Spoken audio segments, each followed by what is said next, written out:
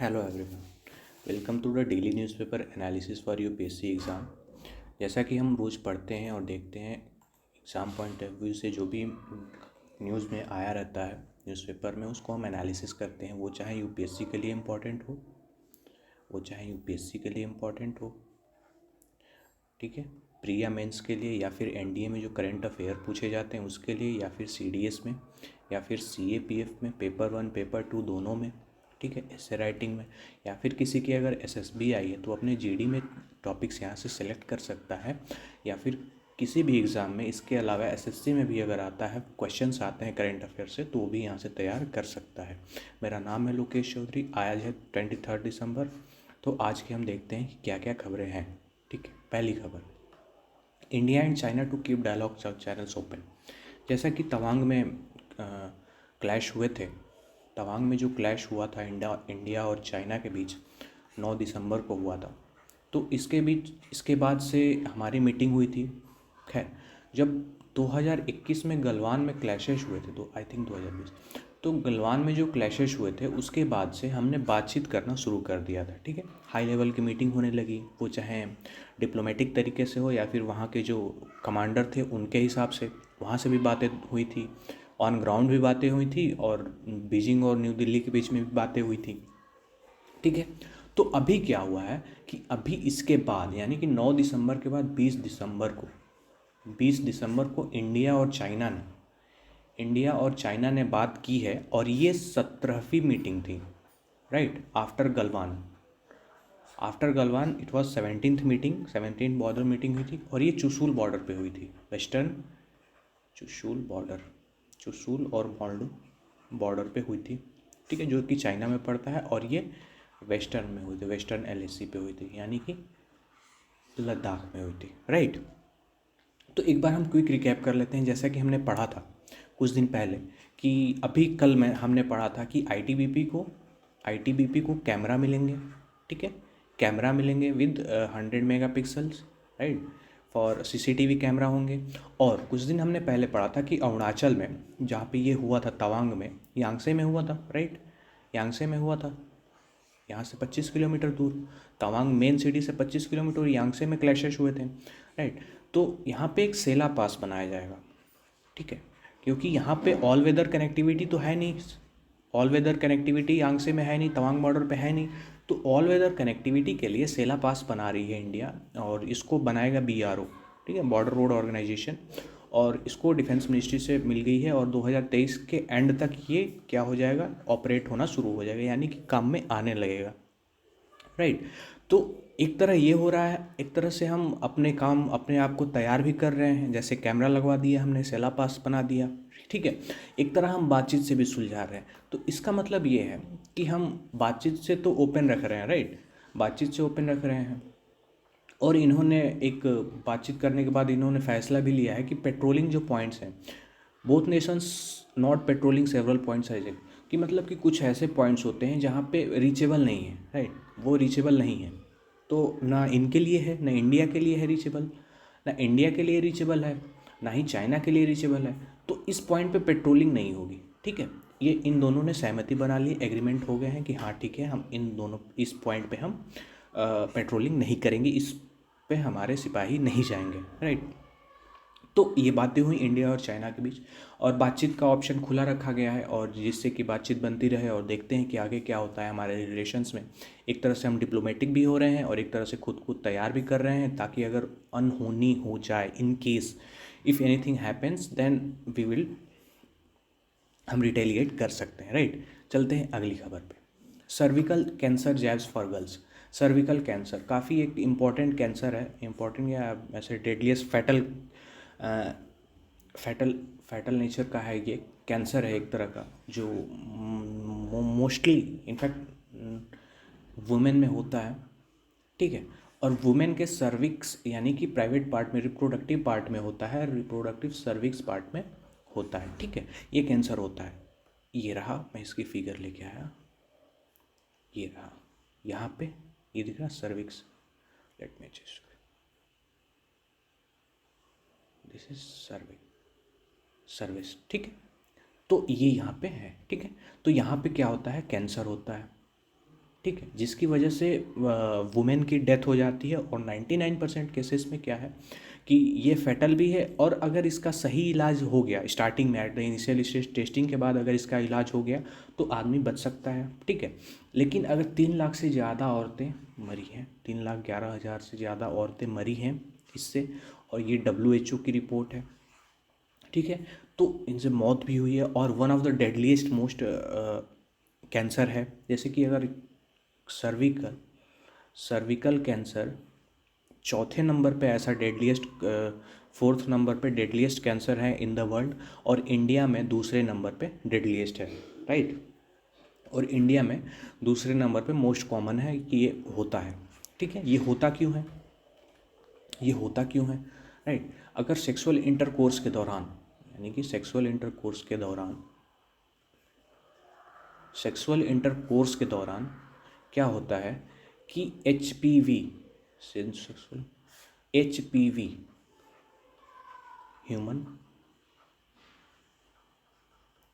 पापिलोमा virus, ठीक है, HPV, इस वायरस की वजह से क्या होता है कि इनका जो रिप्रोडक्टिव पार्ट है सर्विक्स वाला, इसमें क्या हो जाता है कि वायरस घुस जाता है। ठीक है, और वायरस घुसने के बाद यहाँ पे अपना वो यहाँ पे वायरस घुस जाने के बाद ये क्या करता है कि इस पूरे एरिया को इन्फेक्टेड कर देता है। राइट, जो रिप्रोडक्टिव सिस्टम है, वुमेन रिप्रोडक्टिव सिस्टम है, उनको क्या करता है कि यहाँ पे फैटल अटैक कर देता है, यानी कि ख़राब करने लगता है, और धीरे धीरे क्या होता है कि ये कैंसर का रूप ले लेता है। अगर इसकी जानकारी, अगर ये नहीं पाया जाता है, अगर टेस्ट नहीं किया जाता है, तो क्या होता है कि इसमें इंसान की मौत भी हो जाती है, यानी कि वुमेन की डेथ हो जाती है। ठीक है, तो हुआ ये है कि ये सर्विकल कैंसर, ठीक है, यहाँ पे आते हैं मेन टॉपिक पे। तो सर्विकल कैंसर जो है वो वुमेन में पाया जाता है। तो अगर इसका जैब, यानी कि वैक्सीन अगर इसकी हम लगा दें, ठीक है, वैक्सीन अगर हम लगा दें, अगर इनिशियल स्टेज में लड़कियों को लगा दी जाए, तो क्या होगा कि वो नहीं होगा, कैंसर के चांसेस बहुत कम हो जाएंगे, और इनफैक्ट नहीं के बराबर होंगे। तो इस हिसाब से जो वुमेन एंड इस हिसाब से मिनिस्ट्री ऑफ हेल्थ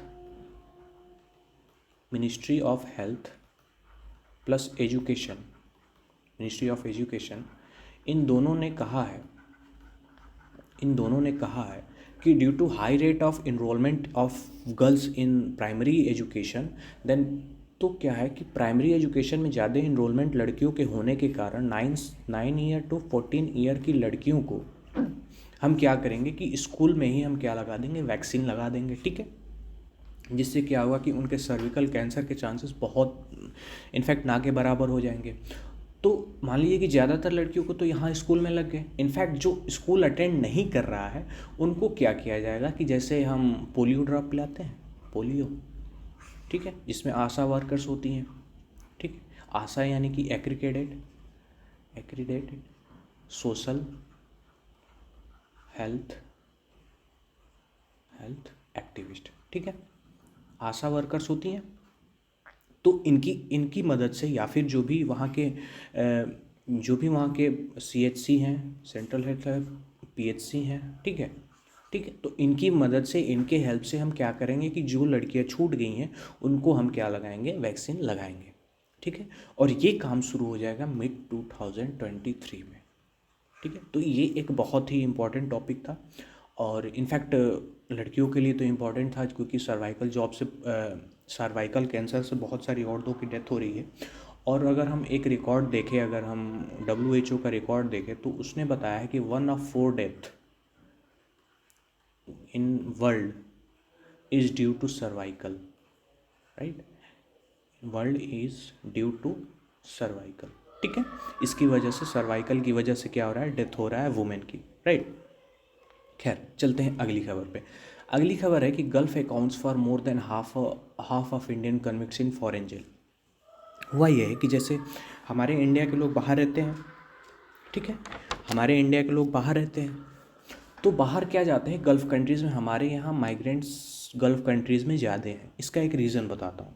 ठीक है, जैसा क्या है कि अगर मान लीजिए कि हम डेवलप्ड नेशन में जाएं, डेवलप्ड नेशन में जाएं, डेवलप्ड नेशन में जाएं, जैसे कि यूएस हुआ, ठीक है, यूएसए हुआ, I am sorry, United kingdom हुआ, ठीक है, बाकी और भी यूरोप के जो कंट्रीज़ हैं, अगर हम वहाँ पे जाते हैं तो यहाँ पे क्या है कि आपको पढ़ा लिखा होना, आपको स्किल्ड होना पड़ेगा, राइट, स्किल्ड होना पड़ेगा, यानी आपके पास कोई डिग्री हो, आप कोई अच्छे प्रोफेशन से चूज़ करते हो, या फिर आप किसी भी स्किल्ड का सेक्टर में काम करते हो, राइट।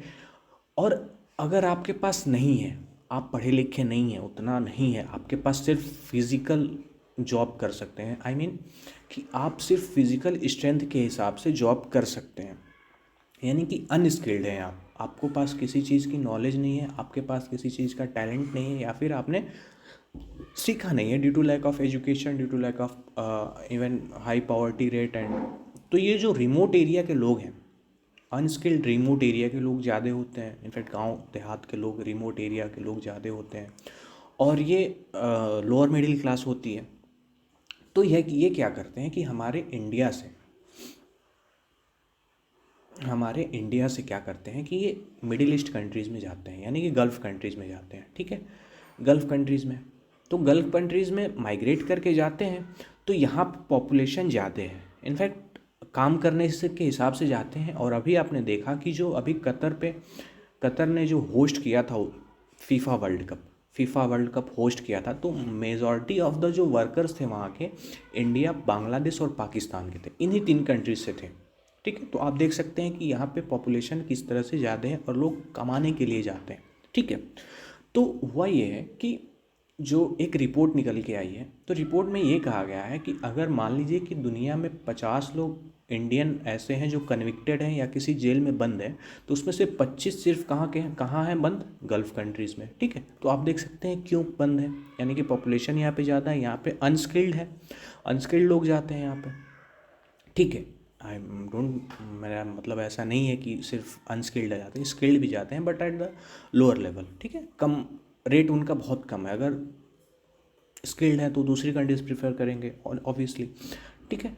तो इसका कहना ये है कि जो अगर दुनिया में हम देखें तो यूएई में सबसे ज़्यादा लोग बंद हैं, यानी कि अगर 8,441 इंडियंस ऐसे हैं, 8,441 इंडियंस ऐसे हैं जो फॉरेन की जेल्स में बंद है 69 कंट्रीज़ में, ठीक है। तो गल्फ़ कंट्रीज़ में सबसे ज़्यादा बंद है, यानी कि 4389 लोग बंद हैं, ठीक, जिसमें से यूएई का कंट्रीब्यूशन 13287 है, सबसे ज़्यादा है, ठीक है। ये एक गल्फ़ कंट्री है। सऊदी अरेबिया है, ठीक है, सऊदी अरेबिया है, फिर कतर है, ये भी एक गल्फ़ कंट्री है, फिर कुवैत है, ये भी एक गल्फ़ कंट्री है, ठीक है, और बहरीन, ये भी एक गल्फ़ कंट्री है। तो यहाँ पे, और टॉप 10 की हम बात करें तो यूएई है, नेपाल है, सऊदी अरेबिया है, कतर है, मलेशिया है, कुवैत है, और सबसे ज़्यादा, जैसे मैंने कुछ दिन पहले बताया था पासपोर्ट का, कि जो केरला है वो केरला के पास हाईएस्ट नंबर ऑफ़ क्या है, पासपोर्ट है, हाईएस्ट नंबर ऑफ़ पासपोर्ट है, और सबसे ज़्यादा अगर कोई विदेश में आदमियों को भेजता है तो वो है केरला स्टेट, ठीक है। तो केरला के ज़्यादा लोग हैं यहाँ पे।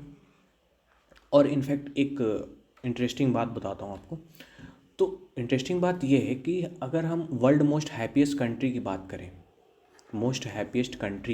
तो स्कैंडिनेवियन कंट्रीज आती हैं, जैसे फिनलैंड, डेनमार्क, स्वीडन वगैरह आती हैं। तो जो फिनलैंड है वहाँ पे एक कन्विक्ट वुमेन है, वन वुमेन है जो कि जेल में बंद है, और वो किस चीज़ में, ड्रग स्मगलिंग के केस में बंद है, ठीक है। यानी कि ये सबसे खुशी कंट्री में, सब वर्ल्ड हैप्पीएस्ट कंट्री में ऐसा हुआ है, ठीक है, वो इंडियन है ये, ठीक है। और अगर हम वर्ल्ड अनहैप्पीएस्ट कंट्री की बात करें फिलहाल पे, तो ये अफ़गानिस्तान, राइट, अफ़गानिस्तान है, ठीक है। तो अफ़गानिस्तान में एक भी इंडियन ऐसा नहीं है कि जो कि कन्विक्टेड है और जेल में बंद है, ये आयरनी की बात होगी, बट हाँ, ये ऐसा नहीं है, ठीक है। तो ये बातें हैं। चलते हैं अगली खबर पे। अगली खबर है कि हम, जैसा मैंने बताया था कुछ दिन पहले, India abstains from UNSC vote on Myanmar, जैसे कि मैंने पहले कुछ बताया था कुछ दिन पहले कि यूनाइटेड नेशन सिक्योरिटी काउंसिल की चेयरमैनशिप मिली हुई है इंडिया को, ठीक है, और G20 की भी प्रेसिडेंसी मिली हुई है इंडिया को, दोनों में प्रेसिडेंसी इंडिया को मिली हुई है, और G20 इंडिया को मिली हुई है। तो इंडिया में जितने भी लोकेशन पे 43 मीटिंग होने वाली है, ठीक है। इवन कल परसों गुजरात में लोगो अनवील किया गया G20 का, और वो हर जगह सर्कुलेट भी हो रहा है, वो चाहे गवर्नमेंट के ऑफिशियल साइट पे, ऑफिशियल प्रेस रिलीज पे, किसी चीज़ पे, तो वो लोगो लगाया जा रहा है। ठीक है, तो यानी कि 43 मीटिंग होने वाली है ऑल ओवर द इंडिया। ठीक है, अभी कुछ दिन पहले बेंगलुरु में हुई थी, अभी दो दिन बाद आई थिंक J&K में है, श्रीनगर में है, तो मीटिंग होने वाली है। खैर, तो यूनाइटेड नेशन सिक्योरिटी काउंसिल में क्या हुआ कि यूनाइटेड किंगडम ने, यूके ने ये एक प्रपोज़ल लाया कि हम म्यांमार में जो भी हो रहा है, इनफैक्ट म्यांमार में क्या हुआ था कि कुछ दिन पहले, आई थिंक फरवरी 2021 में, राइट, फरवरी 2021 में क्या हुआ था कि वहाँ की मिलिट्री ने यहाँ की गवर्नमेंट को हटा के खुद ही अपना राज्य स्थापित कर लिया था। ठीक है, तो वहाँ पे मिलिट्री रूल अब चलने लगा, मिलिट्री रन करने लगी। तो इनफैक्ट ये हुआ था इधर, और सूडान में भी उसी टाइम हुआ था। ठीक है, और एक और अफ्रीकन कंट्री में हुआ था। ठीक है, तो यहाँ पे मिलिट्री कूप होने अचानक से तीनों कंट्रीज़ में हुए। तो म्यांमार का जो कंट्री है, तो म्यांमार कंट्री में मिलिट्री ने वो कर लिया, ऑक्यूपाई कर लिया। तो यूके ने ये प्रपोज़ल लाया कि जो म्यांमार में हुआ है उसकी हम सारे लोग वो कड़ी निंदा करें, और एक तरह से हम इसको म्यांमार में जो भी हो रहा है उसको हम गलत ठहराएं। ठीक है, तो म्यांमार, तो इंडिया, चाइना और रसिया तीनों ने वोट नहीं किया, और 12-10 से ये प्रपोज़ल पास हो गया। ठीक है, यानी कि 12 लोगों ने ऐसे सपोर्ट कर दिया इसको। तो जो हमारी रुचिका कंबोज है, राइट, ये है रुचिका कंबोज, तो ये हमारे प्रेसिडेंट वहाँ के परमानेंट मेंबर हैं वहाँ पे, रुचिका कंबोज। तो इन्होंने कहा कि हम जो भी हो रहा है म्यांमार में उसमें हम आराम से और डिप्लोमेटिक तरीके से बात करेंगे। ऐसा नहीं कि हम किसी तरह का प्रपोज़ल या फिर ऐसे पास करते हैं, ऐसा हमसे नहीं होगा। तो हमें क्या करना है कि हमें कंस्ट्रक्टिव डिप्लोमेसी के साथ ही उसमें बातचीत करनी है। ठीक है, खैर चलते हैं अगली खबर पे। अगली खबर है कि Japan reverses nuclear plant adopted post Fukushima crisis. हुआ क्या था, इसके पहले पीछे की मैं स्टोरी समझाता हूँ। एक फुकुशिमा न्यूक्लियर पावर प्लांट है, फुकुशिमा न्यूक्लियर प्लांट है। ठीक है, फुकुशिमा न्यूक्लियर प्लांट है, ये कहाँ है, जापान में। ठीक है, तो जापान में क्या हुआ कि 2011 में एक सुनामी आई थी, या फिर हाई वेव कह लीजिए, हाई टाइड कह लीजिए। तो इस न्यूक्लियर प्लांट को क्या किया था कि बहुत तरीके से तोड़ दिया था। ठीक है, डेडली अफेक्ट हुआ था। इनफैक्ट डिजास्टर इसको बोलते हैं कि Fukushima nuclear disaster 2011 11th of March. ठीक है, 11th ऑफ मार्च 2011 को आया था, जिसकी वजह से क्या हुआ था कि फुकुशिमा के जितने भी 17 में से 10 जो रिएक्टर थे पावर प्लांट के, वो क्या हो गए, टूट गए। ठीक है, ख़राब हो गए, जिसकी वजह से सुनामी भी आई थी। तो इस न्यूक्लियर प्लांट के टूटने के बाद क्या हुआ था कि इसको बंद कर दिया गया था। ठीक है, तो बंद करने के बाद, अब बंद हुआ था 2011 में, बंद हो गया था। तो अब क्या किया जा रहा है कि फुकुशिमा को चलाने की कोशिश की जा रही है, और ऐसा कहा जा रहा है कि हम इसे चलाएंगे। तो वहाँ की जो गवर्नमेंट है उसने कहा है कि ड्यू टू अभी क्या है कि एनर्जी क्राइसिस चल रही है all over the world energy crisis चल रही है। तो जापान ने ये कहा है कि हम अपनी एनर्जी को कंप्लीट करने के लिए, हम अपनी एनर्जी को रखने के लिए, अपनी एनर्जी को कैपेसिटी को पूरी करने के लिए हम इस न्यूक्लियर पावर प्लांट को फिर से चलाएंगे। ठीक है, और इसमें जो रिप्लेसेबल आइटम्स है, यानी कि अगर किसी न्यूक्लियर पावर प्लांट की एज सिर्फ 60 साल होती है, यानी कि आप उसे 60 साल तक यूज़ कर सकते हैं, उसके बाद उसको रिप्लेस करना होगा। ठीक है, तो उसमें जो रिएक्टर्स लगे हुए हैं, या 17 रिएक्टर लगा है उसमें, तो उसमें से 17 में से 10 तो क्या उसी हालत में चलने को चल जाएंगे। ठीक है, जबकि ये एक्सपायर होने वाला था 2030 में, लेकिन पहले ही ख़राब होने के कारण इसे बंद कर दिया गया। तो 10 तो चल रहे हैं, 10 तो चल जाएंगे, लेकिन 7 को क्या किया जाएगा, रिप्लेस किया जाएगा। ठीक है, फिर से नया लगाया जाएगा। तो जापान ने ये कहा है कि एनर्जी अपनी पूरी करने के लिए हम इसे चलाएंगे, और जो कार्बन फ्री एनवायरनमेंट में हम हेल्प करेंगे, मदद करेंगे, और जो भी हमारी डिमांड, जो भी हमारे रिक्वायरमेंट है, उसे हम न्यूक्लियर पावर प्लांट से पूरी करेंगे। ठीक है, तो ये जो फुकुशिमा है, ये न्यूज़ में था। फुकुशिमा कहाँ है, अगर एग्ज़ाम में आता है तो फुकुशिमा जापान में है और ये एक न्यूक्लियर प्लांट है। ठीक है, चलते हैं अगली खबर पे, जो कि बहुत इंपॉर्टेंट खबर है। आज ये आर्टिकल आया था कि द अनकंट्रोल्ड री एंट्रीज ऑफ सैटेलाइट्स। इस पे हम पूरे अच्छे से चर्चा करेंगे और देखेंगे कि क्या होता है। ठीक है, तो एक ऑर्गेनाइजेशन है आउटर स्पेस इंस्टीट्यूट। ठीक है, आउटर स्पेस इंस्टीट्यूट। इसमें कौन कौन होता है? ये एक ऐसा इंस्टीट्यूट नहीं है कि इसकी कोई लोकेशन है या फिर एक इंस्टीट्यूट है जिसमें कई सारे साइंटिस्ट काम करते हैं और स्पेस के बारे में, ऐसा कुछ नहीं है। ये एक ऐसा ग्रुप है, ये नॉन एग्जिस्टिंग ग्रुप है। इनफैक्ट इसका कोई ऑफिस वगैरह नहीं है। इसमें कौन कौन होते हैं? साइंटिस्ट वगैरह होते हैं, ठीक है, लॉयर्स होते हैं, इंजीनियर्स होते हैं, लीडर्स होते हैं, पॉलिसी मेकर्स होते हैं।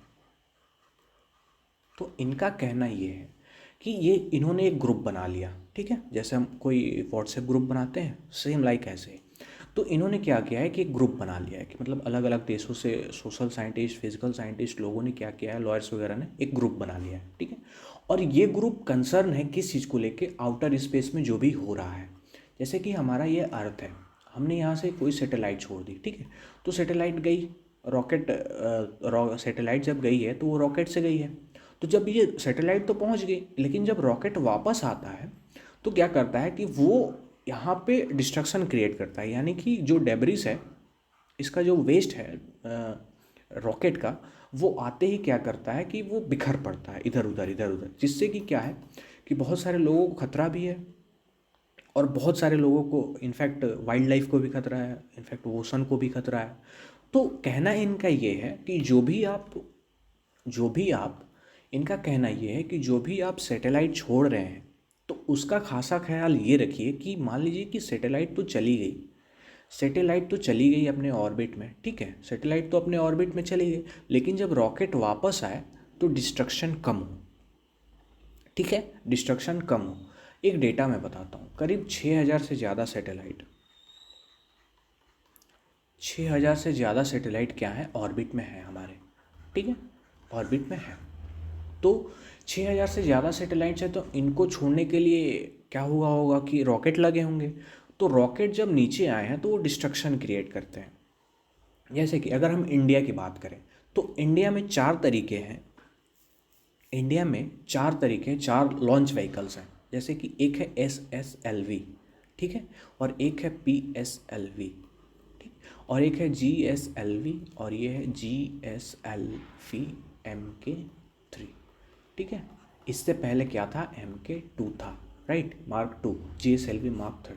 तो इसको अभी क्या किया जा रहा है, डेवलप किया जा रहा है। ठीक है, एक क्रायोजेनिक लिक्विड फ्यूल इंजन है, जो कि आपने शायद मूवी देखी होगी रॉकेटरी, उसमें इसमें का जिक्र किया गया है। ठीक है, तो इसी की रॉकेटरी में जो लीड रोल पे रहते हैं, उन्होंने इसी की बात की थी। ठीक है, तो ये अभी काम कर रहा है रशिया के साथ मिलकर, जो क्रायोजेनिक इंजन है उनका, उस पर हम काम कर रहे हैं। ठीक है, तो अगर हम इसकी बात करें स्मॉल स्केल, ठीक है, small satellite launch vehicles, polar satellite launch vehicles, geo synchronize launch vehicle, तो ये हमारे एक तरह से लॉन्च व्हीकल्स हैं, यानी कि एक तरह से हमारे रॉकेट्स हैं। ठीक है, ये रॉकेट हैं। ठीक है, ये जियो सेंसिंग के लिए यूज़ होता है, रिमोट सेंसिंग के लिए यूज़ होता है, राइट, जो भी सैटेलाइट्स होती हैं ऐसे कम्युनिकेशन। और ये जो GSLV है, ये कम्युनिकेशन के लिए यूज़ होता है। ठीक है, ये GSLV जो है, ये 36,000 किलोमीटर तक जा सकता है, यानी कि अर्थ के ऑर्बिट से बाहर जा सकता है, और ये 500 से 600 किलोमीटर तक रहता है। ठीक है, तो जो ज़्यादा मेन सैटेलाइट्स होते हैं, वो चाहे वेदर फॉरकास्ट के लिए हो या चाहे कम्युनिकेशन के लिए हो, उसमें हम GSLV यूज़ करते हैं। ठीक है, बहरहाल, तो अगर हमने यूज़ कर लिया, कोई भी अगर हमने रॉकेट यूज़ कर लिया, तो रॉकेट जाएगा अगर आसमान में रॉकेट ये सैटेलाइट छोड़ दिया, तो वापस आने के बाद क्या होता है कि मान लीजिए कि अगर मैं ये अर्थ सरफेस बनाता हूँ, राइट। अर्थ सरफेस बनाता हूँ, इसमें troposphere, stratosphere, mesosphere, ionosphere, exosphere. ठीक, ये अर्थ की लेयर्स हैं। ठीक है, अर्थ की लेयर्स हैं। तो अगर मान लीजिए कि यहाँ से अगर रॉकेट आया तो यहाँ पे क्या होता है कि अगर आते ही तो फ्रिक्शन क्रिएट होता है, फ्रिक्शन क्रिएट होता है, एग्जिस्टिंग फ्रिक्शन, यहाँ पे फ्रिक्शन क्रिएट होता है जिससे क्या होता है कि बर्न हो जाता है। ठीक है, तो अगर कोई रॉकेट आ रहा है तो यहाँ पे बर्न होता है। ठीक है, उसके बाद अगर मान लीजिए कि कुछ अगर बच भी जाता है तो वो ट्रोपोस्फेयर में यहाँ पे ओशंस हैं, ओशंस हैं। ठीक है, ओशन है। तो मैक्सिमम चांसेस ये रहते हैं कि ये जो रॉकेट का जो डेब्रिस है, वेस्टेज है, वो आके ओशन में गिरता है। ठीक, तो ओशन में गिरने के बाद अब मान लीजिए कि ये ओशन में नहीं गिरा और यहाँ पे स्ट्रेटोस्फेयर है, यहाँ पे क्या है कि प्लेन चल रही है। ठीक, प्लेन चल रही है। तो अगर इसका 300 ग्राम भी बचा है, आई थिंक इसका 300 ग्राम भी अगर वेस्ट डेब्रिस है और इस प्लेन पे इनफैक्ट अगर आके गिर गया तो ये प्लेन को ख़त्म कर सकता है, यानी कि किल्ड कर सकता है, और जितने भी ऑन बोर्ड पैसेंजर होंगे उन सारे सभी लोगों की डेथ हो सकती है। तो ये इतना खतरनाक है जो भी एंट्री आ रही है। अब क्या हो रहा है कि जैसे ही प्राइवेट सेक्टर का इन्वॉल्वमेंट हुआ है, प्राइवेट सेक्टर का जैसे ही इन्वॉल्वमेंट हुआ है इसमें स्पेस में, स्पेस एजेंसी प्राइवेट सेक्टर का इन्वॉल्वमेंट हुआ है, तब से क्या है कि सैटेलाइट छोड़ने का जो रेट है वो बढ़ गया है। ठीक है, वो बढ़ गया है, वो चाहे स्पेस एक्स हो एलॉन मस्क की कंपनी, राइट। तो वो उसका रॉकेट का नाम है फाल्कन, वो फाल्कन सीरीज से भेजता है। तो जो सैटेलाइट अगर जा रही है तो जा तो रही है, ठीक है, लेकिन अगर वो वापस आ रही है तो क्रिएट कर रही है, खतरा क्रिएट कर रही है लोगों के ऊपर भी इनफैक्ट। और अगर मान लीजिए कि कितना फैटल है, और इसके लिए कोई भी मोस्ट इम्पॉर्टेंट, इसके लिए कोई भी इम्पॉर्टेंट रेगुलेशन नहीं है। There is not an important regulation for regulating the private sector और नेशनलाइज्ड स्पेस एजेंसी, राइट। तो रॉकेट के लिए कोई भी नहीं है। और रॉकेट दो तरीके से आता है, ठीक है, एक अनकंट्रोल्ड मैनर में, और एक कंट्रोल्ड मैनर में। ठीक है, एक कंट्रोल्ड मैनर में, नाम से ही समझ में आ रहा है। यानी कि रॉकेट, इस टाइप के रॉकेट में क्या होता है कि अगर ये गया, ठीक है, तो बस जाने की जिम्मेदारी साइंटिस्ट वगैरह या फिर एजेंसी लेती है जो इसको छोड़ रही है, बाकी आने की जिम्मेदारी इनकी नहीं होती है। और कंट्रोल्ड में क्या होता है कि कंट्रोल्ड में जाने की भी जिम्मेदारी लेते हैं और वापस लाने की भी जिम्मेदारी लेते हैं। तो कंट्रोल्ड वे में क्या है कि उसको डायरेक्शन दी जाती है, उसको रेगुलेट किया जाता है कि वापस आ जाए, ठीक है, और पूरे इसको रास्ते दिखा के और आराम से इसको क्रैश करा देते हैं सी में या ओशन में, जिसकी वजह से डिजास्टर कम हो। अनकंट्रोल्ड में क्या होता है कि अगर कोई गया, कोई रॉकेट अगर गया सैटेलाइट लेके, तो वो छोड़ देगा सैटेलाइट को, और ये वापस अगर वहाँ उधर भूल भी गया तो कोई दिक्कत नहीं, वापस आएगा तो पता नहीं गिरेगा कहाँ गिरेगा ये नहीं पता। तो जो OIC है, राइट, OIS है, सॉरी, OSI है, आउटर स्पेस इंस्टीट्यूट है जी, जो इसके मेंबर हैं, उन्होंने कंसर्न किया है कि जो रेगुलेटेड, जो ये रॉकेट आ रहा है अनकंट्रोल्ड मैनर में, जो रॉकेट अनकंट्रोल्ड मैनर में आ रहा है, उससे आप कंट्रोल करिए, उससे आप कंट्रोल करिए, और जो भी आने के प्रोसेस है ऐसी एक टेक्नोलॉजी डेवलप करिए। इनफैक्ट हम ऐसी टेक्नोलॉजी डेवलप कर सकते हैं, यानी कि हम इतने आगे बढ़ चुके हैं, इतने टेक्नोलॉजी में आगे हैं, तो हम इसको कंट्रोल्ड वे में ऐसा क्यों नहीं बना सकते कि अगर कोई रॉकेट आ रहा है तो हम उसे ऐसी जगह पे गिराएं जहाँ पे डिजास्टर या नुकसान कम हो। अभी इनफैक्ट इंडोनेशिया में हुआ था, ठीक है, जब स्पेसएक्स का फाल्कन 9 2019 में गिरा था तो वहाँ पे भी नुकसान हुआ था। ठीक है, तो अभी इसके रेगुलेशंस क्या कहते हैं, मान लीजिए कि अभी रेगुलेशन क्या क्या है। तो एक रेगुलेशन है द लायबिलिटी